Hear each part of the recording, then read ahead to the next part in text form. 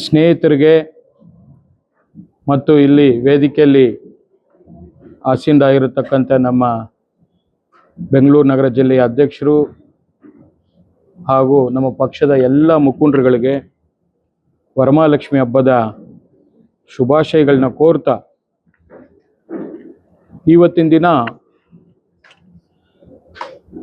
ಸರ್ಕಾರ ವಿಧಾನಮಂಡಲದ ಅಧಿವೇಶನವನ್ನು ಕರೆದಿರತಕ್ಕಂಥದ್ದು.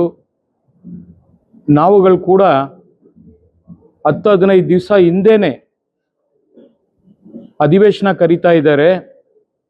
ಇಂಥ ಸಂದರ್ಭದಲ್ಲಿ ಒಂದಷ್ಟು ಚರ್ಚೆಗಳನ್ನು ಮಾಡಬೇಕು, ಸರ್ಕಾರದ ಕಿವಿ ಹಿಂಡಬೇಕು, ಒಂದಷ್ಟು ಪ್ರಶ್ನೆಗಳನ್ನು ಕಳಿಸಿ ಸ್ಟಾರ್ಟ್ ಆಗಬೇಕು, ಅಂಥ ಸ್ಟಾರು ಕೂಡ ನಮಗೂ ಸಿಗಬೇಕು ಅಂತ ಹೇಳಿ ಒಂದು ಆಸಕ್ತಿ ವಹಿಸಿ ನಾವು ಸದನಕ್ಕೆ ಹೋಗ್ತೀವಿ.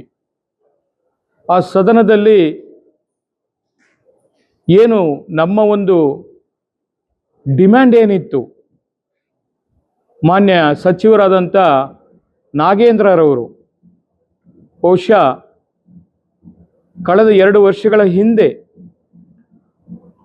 ವಾಲ್ಮೀಕಿ ನಿಗಮದ 187 ಕೋಟಿಯನ್ನು ಲೂಟಿ ಮಾಡಿ ಬೇರೆ ಬೇರೆ ಚುನಾವಣೆಗೆ, ಬೇರೆ ರಾಜ್ಯಗಳ ಚುನಾವಣೆಗೆ ಏನು ಅಕೌಂಟಲ್ಲಿ ವರ್ಗಾವಣೆ ಮಾಡಿ ಅದು ಏನು ದೊಡ್ಡ ಮಟ್ಟದ ದಲಿತರ ವಿರೋಧಿ ಸರ್ಕಾರ ಅಂತ ಹೇಳಿ ಏನು ಬಿಂಬಿಸಿ ಮಾನ್ಯ ಹಿಂದಿನ ಮುಖ್ಯಮಂತ್ರಿಗಳಾದಂಥ ಸನ್ಮಾನ್ಯ ಸಿದ್ದರಾಮಯ್ಯನವರು ಹೌದು 187 ಕೋಟಿ ಅಲ್ಲ, ಬರೀ 87 ಕೋಟಿನೇ ಬಂದಿರೋದು, ತಗೊಂಡಿದ್ದಾರೆ, ಅದು ಆಗಿದೆ, ದುರ್ಬಳಕೆ ಆಗಿದೆ ಅಂತೇಳಿ ಅವರೇ ಸದನದಲ್ಲಿ ಒಪ್ಕೊಂಡಿರತಕ್ಕಂಥದ್ದು.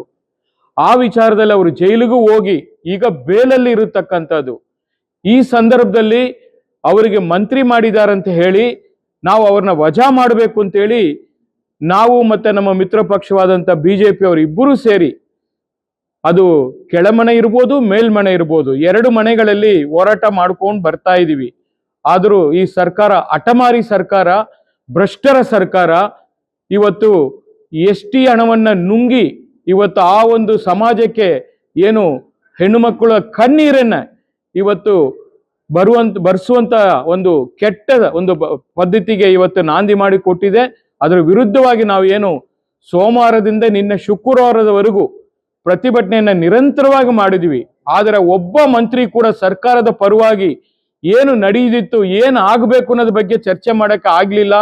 ಇನ್ನೇನು ನಿನ್ನೆ ಸದನ ಮುಗಿಯೋ ಟೈಮಲ್ಲಿ ಮಾನ್ಯ ಮುಖ್ಯಮಂತ್ರಿಗಳು ಸದನಕ್ಕೆ ಬಂದು ನೀವು ನೋಟಿಸ್ ಕೊಡಿ, ಈ ಹಗರಣದ ಬಗ್ಗೆ ಚರ್ಚೆ ಮಾಡೋಣ, ಮತ್ತೊಂದು ಹೇಳ್ತೀವಿ, ಇದರಲ್ಲಿ ಯಾರು ಭಾಗಿಯಾಗಿದ್ದಾರೆ, ಏನೇನು ಆಗಿತ್ತು ಹೇಳ್ತೀವಿ ಅಂತೇಳಿ ಮತ್ತೆ ಕಾಲ ಹಗರಣ ಮಾಡಿದ್ರೆ ಹೊತ್ತು ಪ್ರತಿಕ್ರಿಯೆವಂತೂ ಯಾವುದು ಸರಿಯಾದ ರೀತಿಯಲ್ಲಿ ಸಿಕ್ಕಿಲ್ಲ. ಇದು ಒಂದು ಕಡೆ. ಇನ್ನೊಂದು ಕಡೆ ಆಗ್ಲೇ ನಮ್ಮ ರಮೇಶ್ ಗೌಡ್ರು ಹೇಳ್ದಂಗೆ ಬೆಂಗಳೂರು ನಗರದಲ್ಲಿ ಇವತ್ತೇನು ನಮ್ಮನ್ನ ನಾವು ಈ ಒಂದು ಜೀವಿಯ ವಿಚಾರದಲ್ಲಿ ಇವತ್ತು ಚುನಾವಣೆ ಮಾಡ್ತಾರೆ, ನಾಳೆ ಚುನಾವಣೆ ಮಾಡ್ತಾರೆ, ಇನ್ನೇನು 5 ಪಾಲಿಕೆ ಆಯ್ತಲ್ಲ ಅಂತ ಹೇಳಿ ನಾವೆಲ್ಲ ಕೂಡ ಇವತ್ತು ಚುನಾವಣೆಗೆ ತಯಾರಾಗಿರತಕ್ಕಂಥ ಸಂದರ್ಭದಲ್ಲಿ ಒಂದಲ್ಲ ಒಂದು ನೆಪವನ್ನ ಹೂಡಿ ಇವತ್ತು ಈ ರಾಜ್ಯ ಸರ್ಕಾರ ಡ್ರ್ಯಾಗ್ ಮಾಡ್ತಾ ಇರತಕ್ಕಂಥದನ್ನ ನಾವು ನೋಡ್ತಾ ಇದೀವಿ. ಯಾಕೆಂದ್ರೆ ಇವತ್ತು ಯಾವುದೇ ಅಧಿಕಾರಿಗಳು ಕೆಲಸ ಮಾಡಕ್ಕೆ ರೆಡಿ ಇಲ್ಲ. ಬೆಂಗಳೂರು ನಗರದಲ್ಲಿ 5 ಪಾಲಿಕೆ ಆಗಿದೆ, ಬರೀ ನಾಮಕರಣ ಆಗಿದೆ, ಬರೀ ನೇಮಿಂಗ್ ಚೇಂಜ್ ಆಗಿದೆ ಬಿಟ್ರೆ ಬೇರೆ ಯಾವುದು ಕೆಲಸ ಆಗ್ತಾ ಇಲ್ಲ. ಒಬ್ಬ ಶಾಸಕರಿಗೂ ಕೂಡ ಅವರು ಕೆಲಸ ಮಾಡಿಸುವಂತ ಶಕ್ತಿ ಕೂಡ ಇಲ್ಲ. ಯಾಕೆಂದ್ರೆ ಅಧಿಕಾರಿಗಳು ಯಾರು ಮಾತನ್ನು ಕೇಳ್ತಾ ಇಲ್ಲ. ಕಾಂಗ್ರೆಸ್ ಶಾಸಕರೇ ನೋವನ್ನ ತೊಡಗಿಸ್ಕೊಂತಾ ಇರತಕ್ಕಂತ ಒಂದು ಘಟನೆಗಳನ್ನ ನಾವು ಗಮನಿಸ್ತಾ ಇದೀವಿ. ಇವತ್ತು ಬೆಂಗಳೂರು ನಗರದಲ್ಲಿ 1,40,00,000 ಜನಸಂಖ್ಯೆ ಇರತಕ್ಕಂತ ಈ ಒಂದು ನಗರದಲ್ಲಿ 1.5 ಕೋಟಿ ವೆಹಿಕಲ್ಗಳು ಓಡಾಡ್ತಾ ಇರತಕ್ಕಂಥದ್ದು, 1,50,00,000 ವಾಹನಗಳಿದೆ. ಆಗ್ಲೇ ಸರ್ಕಾರ ಇವತ್ತು ಫುಟ್ಪಾತ್ ವಿಚಾರದಲ್ಲಿ ಆಗ್ಲೇ ಎಲ್ಲರನ್ನ ಕೂಡ ತೆರವುಗೊಳಿಸ್ತೀವಿ ಅಂತ ಹೇಳಿ ಏನೋ ಒಂದು ನೆಪ ಹೂಡಿ ಅದನ್ನ ಮಾಡೋದಕ್ಕಂತ ಹೊರಟಿದ್ದಾರೆ, ಒಪ್ಕೋತೀನಿ. ಮತ್ತೆ ಪಾದಾಚಾರಿಗಳಿಗೆ ತೊಂದರೆ ಆಗ್ತಾ ಇರತಕ್ಕಂಥದ್ದನ್ನು ಕೂಡ ಒಪ್ಕೋತೀನಿ. ಅದರಿಂದ ಸಾಕಷ್ಟು ಆಕ್ಸಿಡೆಂಟ್ಗಳಾಗುತ್ತೆ. ಅದಕ್ಕೆ ವಿಶೇಷವಾಗಿ ಅವ್ರಿಗೂ ಪರ್ಯಾಯವಾಗಿ ಬೇರೆ ವ್ಯವಸ್ಥೆಯನ್ನು ಕೂಡ ಸರಿಯಾದ ರೀತಿಯಲ್ಲಿ ಮಾಡಿ ಕೆಲವರಿಗೆ ID ಕಾರ್ಡ್ಗಳು ಕೊಟ್ಟಿದ್ದಾರೆ, ಕೆಲವರಿಗೂ ಕೊಟ್ಟಿಲ್ಲ. ಅದನ್ನು ಕೂಡ ಸರಿಯಾದ ರೀತಿಯಲ್ಲಿ ಅವರು ನಿಭಾಯಿಸ್ತಾ ಇಲ್ಲ. ಇವತ್ತು 30ನೇ ತಾರೀಕು ಗಡುವನ್ನ ಕೂಡ ಕೊಟ್ಟಿದ್ದಾರೆ. ಬಹುಶಃ KBJ ಅಂತ ಅವ್ರನ್ನ ಕರಿತೀವಿ, ಕೃಷ್ಣ ಬೈರೇಗೌಡ್ರನ್ನ. ಆ ಕೃಷ್ಣ ಬೈರೇಗೌಡರು ಮಾನ್ಯ ಸಚಿವರು ಇವತ್ತು ಬಹಳ ಸೂಕ್ಷ್ಮವಾಗಿ ಅಚ್ಚುಕಟ್ಟಾಗಿ ಕೆಲಸ ಮಾಡಬೇಕು ಅನ್ನೋದು ಒಂದು ಛಲ ಇಟ್ಕೊಂಡು ಮುಂದೆ ಬಂದಿದ್ದಾರೆ. ಆದರೆ ಅಧಿಕಾರಿಗಳು ಅದಕ್ಕೆ ಯಾವುದೇ ರೀತಿಯಲ್ಲಿ ಸರಿಯಾದ ಒಂದು ಸ್ಪಂದನೆ ಸಿಗ್ತಾ ಇಲ್ಲ ಅನ್ನೋದನ್ನ ನಾನು ಈ ಸಂದರ್ಭದಲ್ಲಿ ಹೇಳಲಿಕ್ಕೆ ಬಯಸ್ತಾ ಇದ್ದೀನಿ. ವಿಶೇಷವಾಗಿ ಈ ಪಾರ್ಕಿಂಗ್ ಸ್ಲಾಟ್ ಏನು ಸರ್ಕಾರ ಇವತ್ತು ಏನು ಒಂದು ದರೋಡೆ ಸರ್ಕಾರ, ಇದು ಒಂದು ಪಿಕ್ ಪ್ಯಾಕೆಟ್ ಸರ್ಕಾರ. ಜನರು ಮನೆ ಟ್ಯಾಕ್ಸ್ ಕಟ್ತಾರೆ, ಸರ್ಕಾರ ರಾಜ್ಯ ಸರ್ಕಾರದ ಎಲ್ಲ ತರ ಟ್ಯಾಕ್ಸ್ ಗಳನ್ನ ಕಟ್ತಾರೆ. ಅವ್ರು ಮನೆ ಮುಂದೆ ವೆಹಿಕಲ್ ನ ನಿಲ್ಸಿದ್ರೆ ಮತ್ತೆ ಅವ್ರಿಗೆ ಪೆನಾಲ್ಟಿ ಕಟ್ಬೇಕೇನ್ರಿ? ಅವ್ರ ಮನೆ ಮುಂದೆ ಅವ್ರ ವೆಹಿಕಲ್ ನ ನಿಲ್ಸ್ಕೊಳಕ್ ಅಧಿಕಾರ ಇಲ್ವಾ? ಏನ್ ತಿಳ್ಕೊಂಡಿದ್ದೀರಾ ನೀವು? ಇವತ್ತು ನಿಮ್ಗೆ ಬಹುಮತ ಇರ್ಬೋದು, ನೀವೇನ್ ಶಾಶ್ವತವಾಗಿ ಗೂಟ ಹೊಡ್ಕೊಂಡು ಕೂತಿರ್ತೀರಾ? ಯಾವತ್ತು ಜನರ ಸಹಮತನೂ ತಗೋಬೇಕು. ಅದನ್ನ ಬಿಟ್ಟು ಇವತ್ತು ಜನರನ್ನ ಸುಳಿಗೆ ಮಾಡುವಂತ ಕೆಲಸ ಆಗ್ಬಾರ್ದು. ಇದನ್ನ ನಾನು ಈ ಸರ್ಕಾರಕ್ಕೆ ಎಚ್ಚರಿಕೆಯನ್ನ ಕೊಡ್ಲಿಕ್ಕೆ ಬಯಸ್ತಾ ಇದ್ದೀನಿ. ಸಾರ್ವಜನಿಕವಾಗಿ ಇದು ಚರ್ಚೆ ಆಗ್ಬೇಕು. ಅದನ್ನು ಬಿಟ್ಟು ಇವತ್ತು ನಾವು ಕೂತ್ರೆ ಟ್ಯಾಕ್ಸು, ನಿಂತ್ರೆ ಟ್ಯಾಕ್ಸ್ ಅಂತ ಹೇಳಿ ಜನ ರಸ್ತೆಯಲ್ಲಿ ಓಡಾಡಕ್ಕೂ ಕೂಡ ಟ್ಯಾಕ್ಸ್ ಹಾಕ್ಬಿಡಿ, ಜನ ಓಡಾಡೋದೇ ಬೇಡ. ಏನ್ ತಿಳ್ಕೊಂಡಿದ್ದೀರಾ ನೀವು? ಹೇಳ್ಬೇಕಾಗ್ತದೆ. ಅದರಿಂದ ಬಹುಶಃ ಬೆಂಗಳೂರು ನಗರದ ವಿಚಾರವಾಗಿ ನಾನು ಕೂಡ ಸರ್ಕಾರಕ್ಕೆ ಸದನದಲ್ಲಿ ಚರ್ಚೆ ಮಾಡುವರಿದ್ದೀವಿ.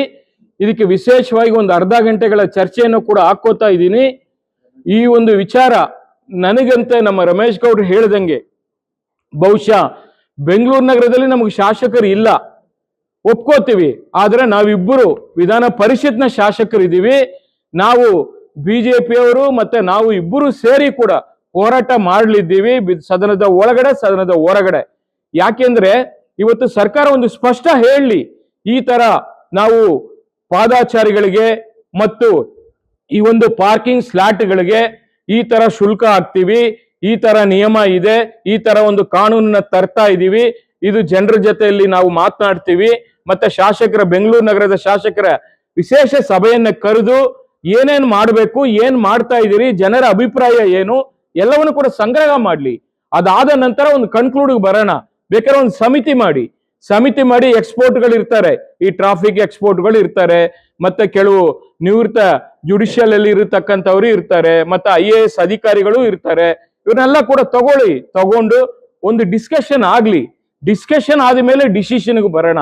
ಅದನ್ನು ಬಿಟ್ಟು ತರಾತುರಿಯಲ್ಲಿ ನಾನು ನಾಳೆನೆ ತಂದ್ಬಿಡ್ತೀನಿ, ಸರ್ಕಾರ ಈ ಒಂದು ಬಿಲ್ಲನ್ನ ತರ ಕೂಡ ಹೊರಟಿದ್ದಾರೆ. ನಿನ್ನ ಅಪಾರ್ಟ್ಮೆಂಟ್ ಬಿಲ್ಲನ್ನ ತಂದಿದ್ರು, ಅದ್ರ ಬಗ್ಗೆ ಕೂಡ ಚರ್ಚೆನೇ ಆಗಿಲ್ಲ. ಈ ತರ ಅನೇಕ ಘಟನೆಗಳು ಬೆಂಗಳೂರು ನಗರದಲ್ಲಿ ಇರತಕ್ಕಂಥದ್ದು. ಬೆಂಗಳೂರು ಇವತ್ತು ದೊಡ್ಡ ಮಟ್ಟದಲ್ಲಿ ಇಡೀ ರಾಜ್ಯದಲ್ಲೇ ರೆವಿನ್ಯೂ ಕೊಡುವಂತ ಒಂದು ಸರ್ಕಾರಕ್ಕೆ ಒಂದು ಸ್ವರ್ಗ ಭೂಮಿ ಇದ್ದಂಗೆ. 60% ರೆವಿನ್ಯೂ ಬೆಂಗಳೂರು ನಗರದಿಂದ ಬರ್ತಾ ಇರತಕ್ಕಂಥದ್ದು. ನಿಮ್ಮ ಯೋಗ್ಯತೆಗೆ ಕಸ ತೆಗಿಯಕ್ಕಾಗಿಲ್ಲ, ಒಂದು ಗುಂಡಿ ಮುಚ್ಚಕ್ಕಾಗಿಲ್ಲ, ಏನು ಯೋಗ್ಯತೆ ಇಲ್ದರೆ ಸರ್ಕಾರ ಇವತ್ತು ಈ ಪಾರ್ಕಿಂಗ್ ಸ್ಲಾಟ್ಗೆ ಒಂದು ಶುಲ್ಕ ಮಾಡ್ತಾರಂತೆ. ಅವ್ರವ್ರ ಮನೆ ಮುಂದೆ ಅವ್ರವ್ರ ವೆಹಿಕಲ್ ನಿಲ್ಸಂಗಿಲ್ಲ. ಏನ್ರಿ ಇದು? ನಿಮ್ಮ ದುರಾಡಳಿತ ಜನ ಇಡೀ ಶಾಪ್ ಆಗ್ತಾ ಇದ್ದಾರೆ. ಇದನ್ನ